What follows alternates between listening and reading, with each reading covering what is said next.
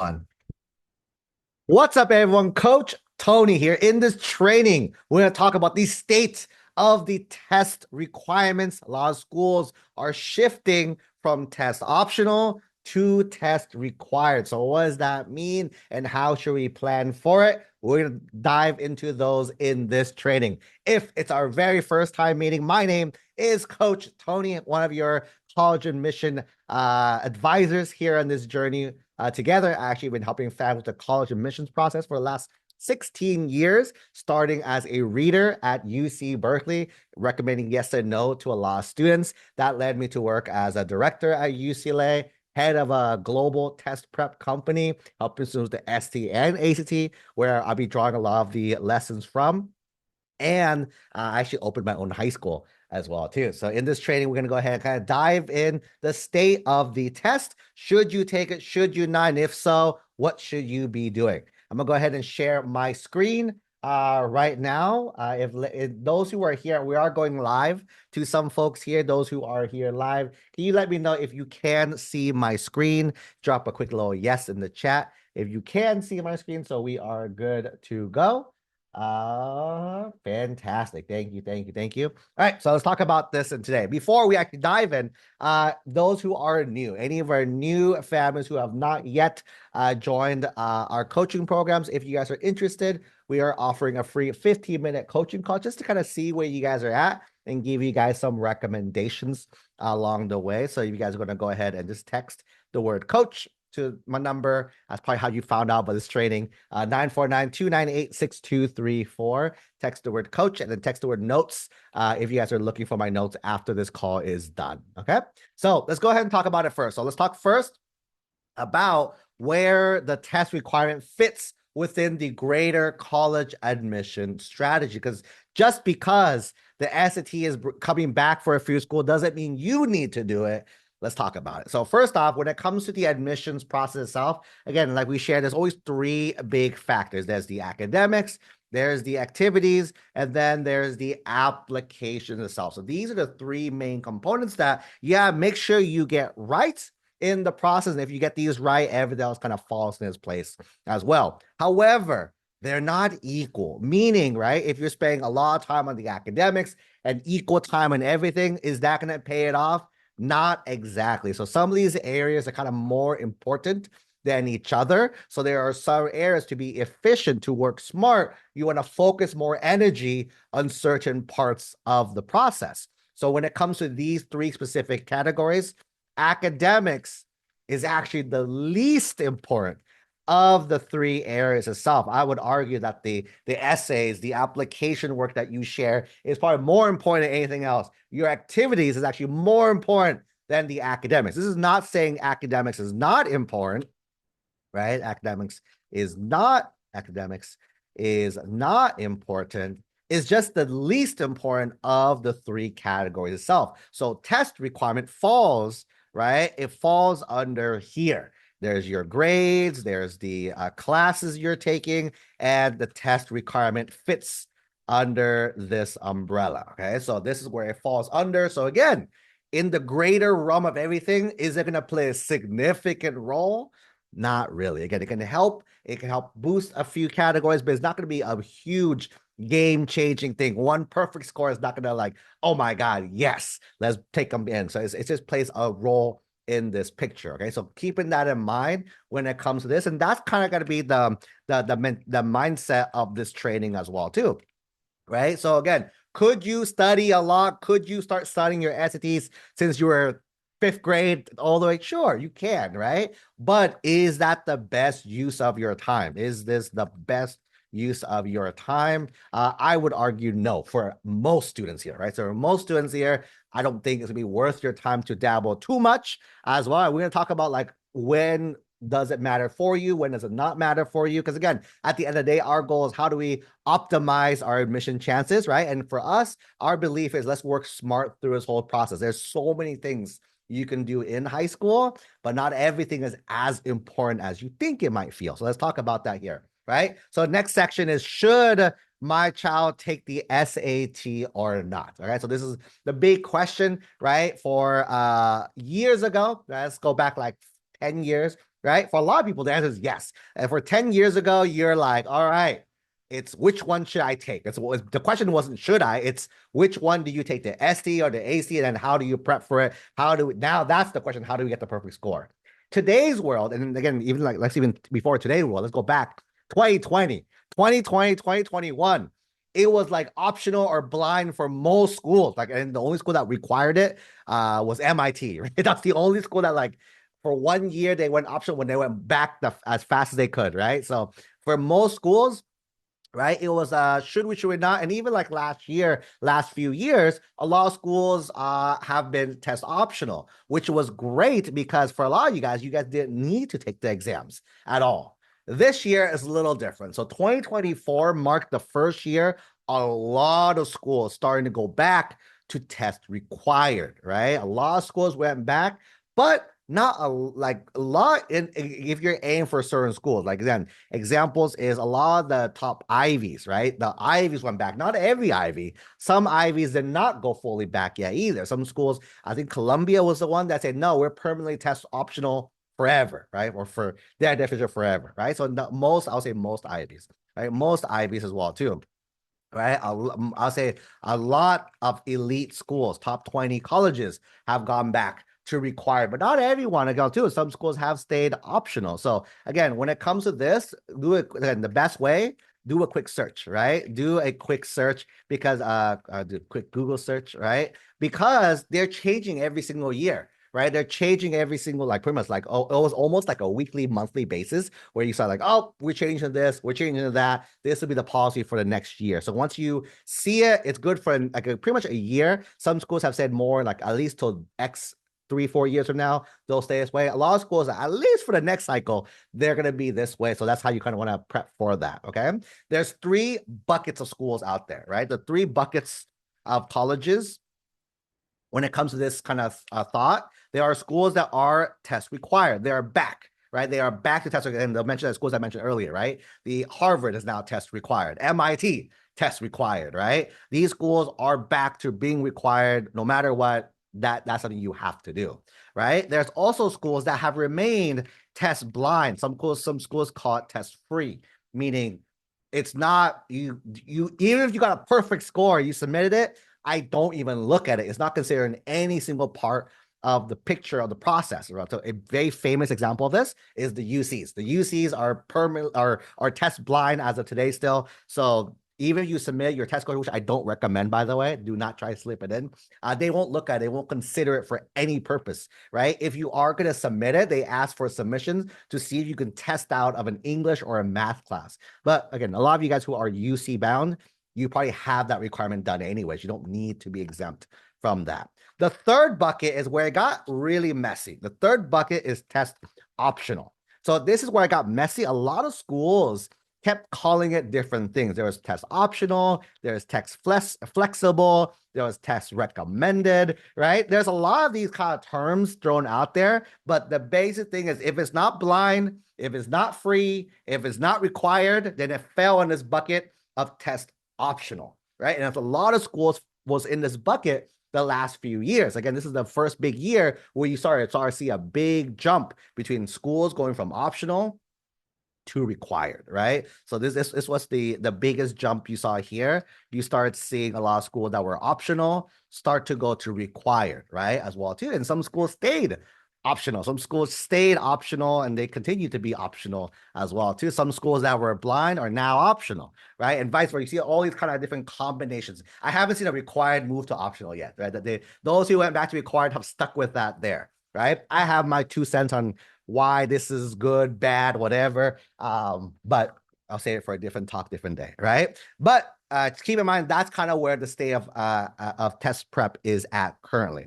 So now the question is, should we take it or not? So again, it falls in there. It depends on which schools you're applying to now, right? So the question, the filter question you want to ask yourself is, what is my comprehensive college list right now, right? So if I ask you, all right, let's figure out your entire list. Where could you apply to? Where would you apply to as well too? Again, right now, you're not filtering anything yet. This is like the big Potentially, right? Again, are you going to apply to all these schools? Probably not. You probably get rid of a few by the time you're applying for actually applying. But for now, is what's the master list look like, right? It was the master list. This is a potential. I'll add all these schools. Once you have all these schools here, right? Then the next piece of the picture is gonna be cool. Now we want to look each school up. Look each school up. Again, since I have a live group here, if you guys can go ahead and drop some schools in the chat, right? Go ahead and drop some schools in the chat so I can see. We can do some live research for you guys and see what schools do you guys think or know are test required. I know a few, but we'll just kind of play it out a little bit. Go ahead and drop it in the chat. And as you guys are doing that, right? What I would do is the step is look up each school up, and you really just want to see, you just want each college up. What you want to see is, are any of these schools required, right? That's like the big one, right? Are any of these schools required? Then next question is which schools are all of them blind?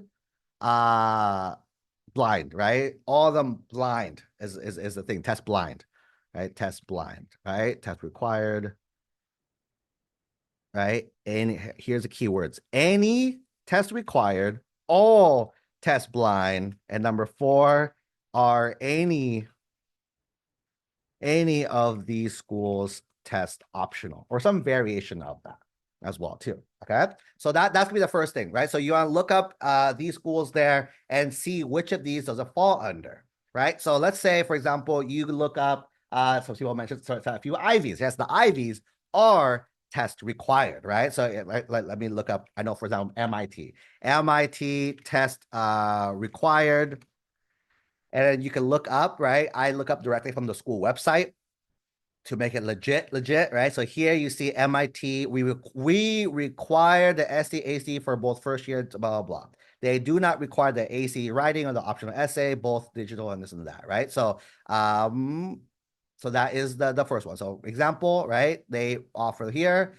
So if example is if MIT is on your list, right? And the question is any of your schools test blind? So for me, yeah, if I'm thinking about MIT, right, and I'm really seriously considering it as well, right? The MIT, then the answer is yes.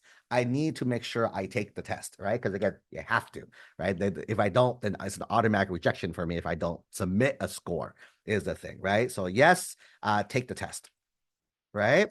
Next example is, let's say all your schools, all colleges on your list is UCs and CSUs, right? So for those in California, UCs and CSUs are 2 state schools, the University of California system, the California State University system. 9 schools here, 23 schools here, right? So if any of your entire list, right, like all the schools are just UCs and just Cal States, I can tell you right away, all these schools are all test blind or all test free. They don't require anything.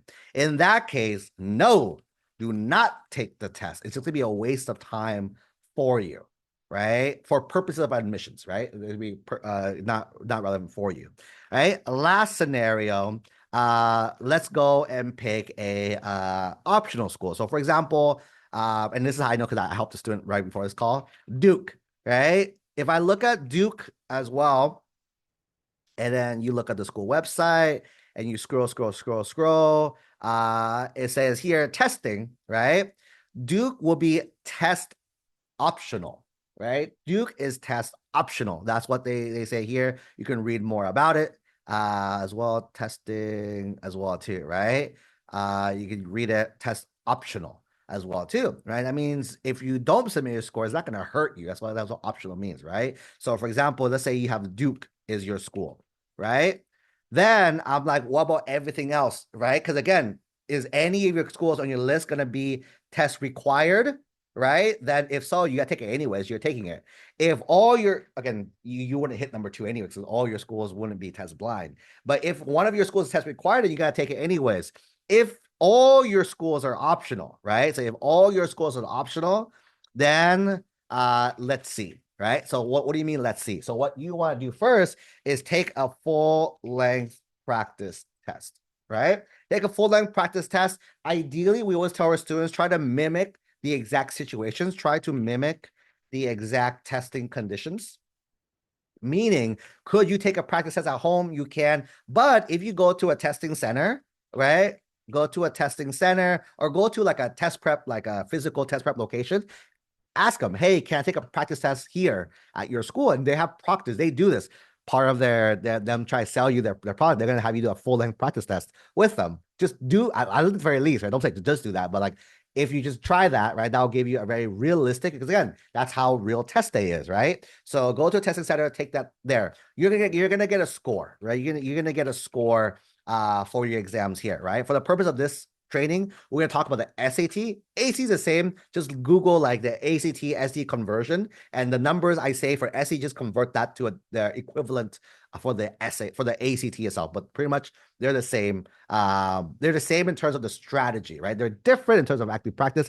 I actually did a training, I think last week, 2 weeks ago, on the differences of the two tests. So if you need that, let me know. We can grab you that. But at least for this one, you want to get your score, right? So you have your score here.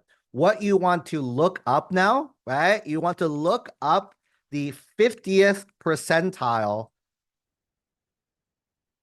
percentile of the school, right? 50th to 75th percentile of the school. What does that mean? Let's look it up. So if I look up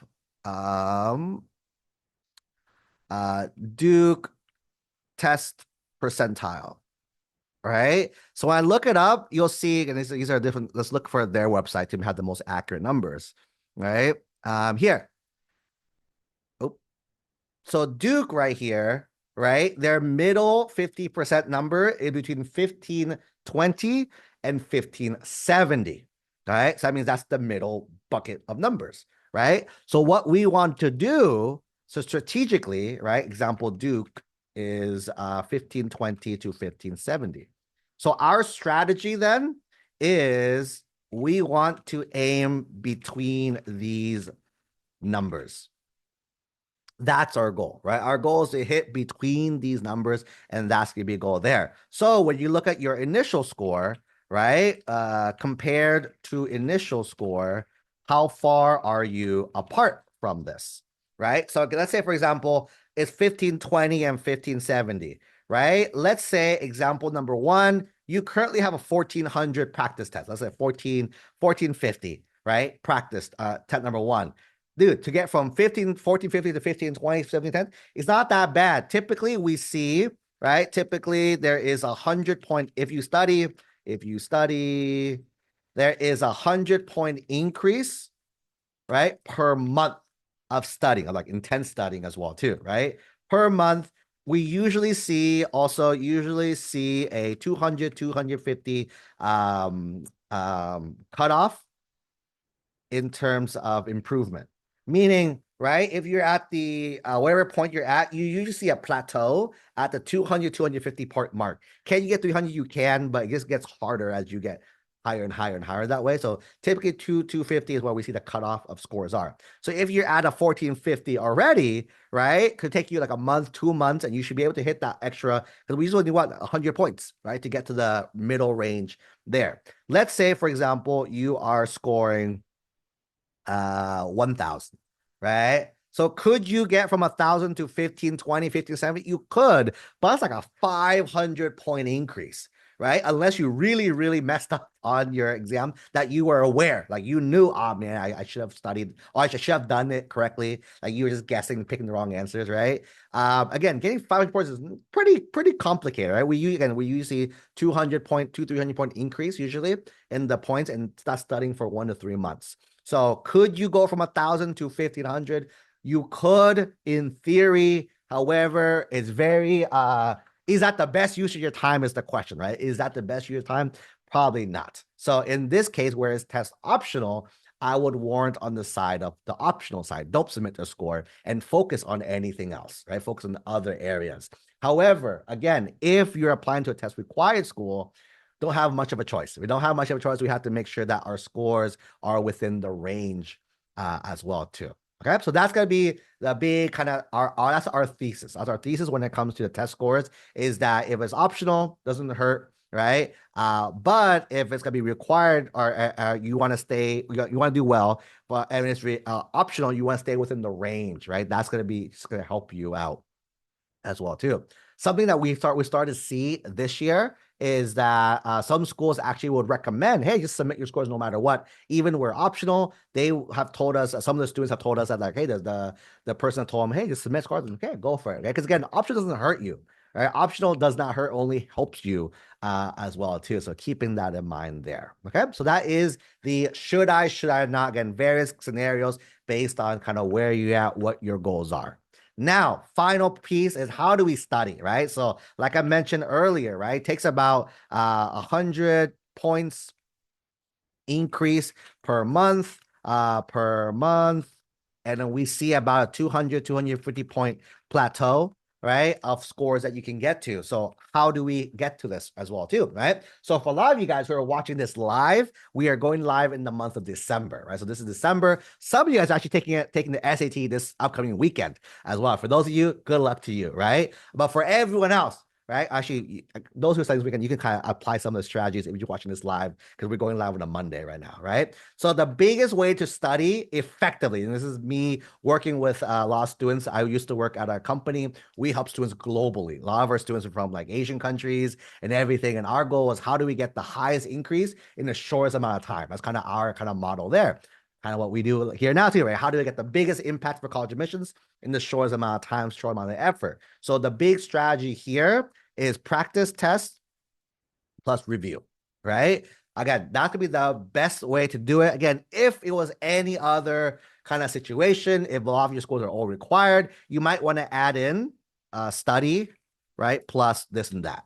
But because a lot of our schools are not, we just got to bump our grade up to a little bit, is usually for a lot of our students, you want to focus more on the practice test plus review. What does that mean, right? So the first step is you want to take a full length practice test, right? Take a full length practice test as well too. Most important part, with the proper timing, right? So each section you have certain times that you can take it. These are time tests. These aren't skills tests, right? People think, oh, you just got to know the material. Yes, you got to know enough because the standardized tests, they don't surprise you on the exams. But the most important thing, these are time tests. For most of these questions, you actually don't actually have to solve the problems or know the whole thing. There's usually some tricks along the way that you would know with this here, right? So you take a full length practice test, you score it, right? Once you score it with the questions you got wrong, right? Questions you get wrong, you want to review these. You want to review why you got them wrong. Because the question I tell students all the time is, if you can only make mistakes once, you only need 3 full-length practice tests, right, to get a perfect score. Again, there's not going to be that many questions on the exam itself, right? So if you have exhausted like for 3 tests, that pretty much covers 100% of the questions that you'll usually end up at. So because of that, and you never make the same mistake twice, yeah, so exam it twice. That means you're learning from it, and you're gonna not get that question wrong again. For those of you with parents who are like, my child's done 10 practice tests, their score is not improving, and I'm like, go back to their practice test. What problems are they getting wrong? Are they getting the same questions wrong every time? And that's usually what happens. People do like 10, 20 practice tests. They just get the same questions wrong over and over and over and over and over and over again. Again, if you got the mistake once and you learned why you got it wrong, right? Then you take another test, learn why you got that wrong, and you keep doing it for 3 times, you will hit every type of question out there, and that's how students get really, really high scores. Okay, so then step 4, repeat twice, 2 more times, right? Once you do this, you should be ready to go for test day itself. For a lot of students, right, if it's your first exam, right, they're gonna be nervous, super, super nervous, right? First time doing it as well too. Their score might not be the strongest also, just because they were a little nervous, right? Again, keep in mind, it's not a test about the knowledge. It's a test about how you can take a test. It's a very silly way, right? So it's a test on how you can take the test itself. That's the key of this. So let's say you get nervous. So I do recommend a second exam, the retake, right? Usually 1 to 2 months afterwards, right? For a lot of students when to take it. This is something you usually take junior year in high school. Your first attempt usually is in March or April. It's your first attempt. Your second attempt is typically again May, June, and then you're done, right? That's usually what I say. Could you take a third attempt, right? You could, right? But this is where the marginal returns kick in, right? What that means is that could you increase from 1 to 2, you'll see the biggest increase in scores. From 2 to 3, you will still increase, but it won't be as big of an increase, right? So you might go from like, let's say a 1200 to a 1420, your first exam, right? But if you do it again, you might only get like a 1450, for example. So again, is that extra 30 points something worth all that? Because again, from get 1200 to 14, that's a big jump, right? But again, how much higher can you jump again is the big thing. And is it worth the studying? Because keep in mind, right? Every hour you're studying for the SAT, ACT, that's one less hour you can do something else. High school is a game of time management. That's pretty much what it is, right? So do you spend an hour over here or do you play an hour on somewhere else?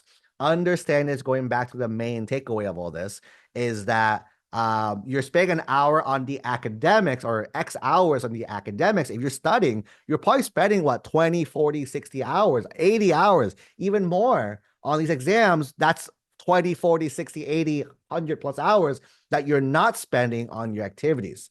And in the realm of college admissions, there are things that are going to be more important. Keep that in mind. Again, the little caveat: if your schools are all test required, we don't have a lot of choice. We have to figure it out and factor it in, right? But for a lot of students that we work with, right, you might have 1 or 2 required schools, but most of your schools are optional. So the question is, should you not? That's going to be the biggest takeaway of this. Okay. With that, I do have a little special gift for those who want to have joined me live and will join the replay on this call. So something I know a lot of you guys are juniors or about to be starting this prep. Something I want to include for you guys is this, which is our digital SAT practice test, right? So if you guys are going to go down, we break down exactly how many questions are each one, and I give you guys the exact practice test, right? If you click on here, here's the practice exams, right? I give you guys the explanations for each of the questions, why they were the way they are as well, too. Not just 1, not just 2, not just 3. I think I gave 4. So again, that's all you really need. You don't need more than this, right? It's number 1. And for those who are going to ACT, right? ACT practice test, I didn't forget about you as well, too. I'm also going to give you guys the copy of the, the ACT. This is the SAT. And then I'll give you guys also the ACT as well, too. Same thing with the ACT. We broke down the questions per section that you guys have and give you guys practice test and questions here, practice test, and then the explanations as well, too. Okay, so you guys are interested in that. Again, if you guys are, go ahead and text the word notes to 949-298-6234 or text. And if you guys are interested in that free coaching call for not yet coaching families, you can go ahead and text the word coach to 949-298-6234. Okay. That being said, it looks like we have a question in the chat. I need the SDAC. Again, go ahead and text the word to coach to 949-298-6234. Our team will go ahead and send it over to you guys today. Okay, perfect. Awesome. Hopefully that was helpful for you guys. Let me know if you have any further questions on this. I know a lot of people are, again, going back into the mode of exams as well, too. So again, it's something, again, very, very important for you guys. A lot of you guys are applying to a lot of different schools. A lot of schools are going back to test required. And keep in mind, again, the big question is, should we take it first? A lot of people are just doing it. The big kind of takeaway for this call is, should we take it? Take a step back. Let's figure it out first. Let's strategically figure it out. Either you can do it on your own, or you can book a 15-minute call with our team. We can help you figure it out together, right? Of like, hey, we should not.